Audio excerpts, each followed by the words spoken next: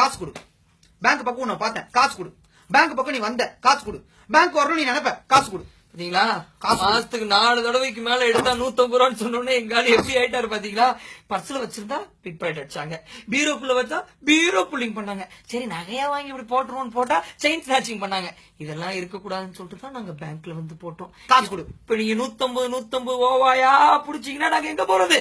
எங்க போறதுன்னு கேக்குற நாங்க டக்குன்னு பிளான் பண்ணி உங்க பேங்க்குக்கு 4 தடவை வந்து இருக்கிற அமௌண்ட் எல்லாம் எடுத்துன்னு போயிட்டு சேஃபா வீட்டுல வச்சிட்டோம்னா இல்ல வேற எங்கேயா வச்சு பத்திரப்படுத்திட்டோம்னா பேங்க்ல அமௌண்ட் இருக்காது. அப்புறம் எப்படி லோன் கொடுப்பீங்க, என்ன பண்ணுவீங்க? ஏன்னா அவங்களோட பிளான் என்னன்னா 10,000 ரூபாய் சம்பாதிக்கிற கோடீஸ்வரங்கள்ட்ட இருந்து 150 தான் வாங்கி 10,000 கோடி சம்பாதிக்கிற ஏழைகளுக்கு எல்லாம் வந்து லோன் கொடுக்கறது தான். விஜய் மணியா போன் பண்ணி கேட்டுருப்பாரு நினைக்கிறேன், ஏதாவது லோன் கிடைக்குமா, அதுக்காக பிளானிங் பண்றாங்க. அது மாதிரி நிறைய பேர் இருக்காங்களா மாமா. இப்போ இவங்களோட ஸ்கெட்ச் என்னன்னா, ஃபர்ஸ்ட் எங்க எல்லாரும் அக்கௌண்ட் ஓபன் பண்ண சொன்னீங்க, பேங்க்குக்கு வாங்க நீங்க, நாங்களும் வந்தோம், ஃபுல்லா பழகம் ஆயிடுச்சு, ஏடிஎம்ல போய் காசு எடுத்து வேற டெய்லி ஹேபிட் ஆயிடுச்சு. இப்போ டக்குன்னு வந்துட்டு எடுத்தீங்கன்னா காசுப்பா அப்படின்னீங்கன்னா நாங்க எங்க போவோம்? அடுத்தது இப்படிதான் ஸ்வைப் பண்ணினே இருப்போம். அப்புறம் திடீர்னு வந்து ஒரு நாள் சொல்லுவீங்க ஸ்வைப் பண்றதுக்கு காசுன்னு. அப்ப எங்களுக்கு பிரச்சனை அம்மாவாதா இல்ல?